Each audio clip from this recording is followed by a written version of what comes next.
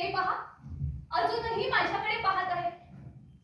त्यांच्या डोळ्यांच्या जादूमुळेच मला इथून हलता येत नाही. अगो बाई, ते पहा, इतके दूर गेले तरी अजूनही माझ्याकडे पाहत आहेत. खरंच, पण मी का त्यांच्या वाटेकडे पाहावं?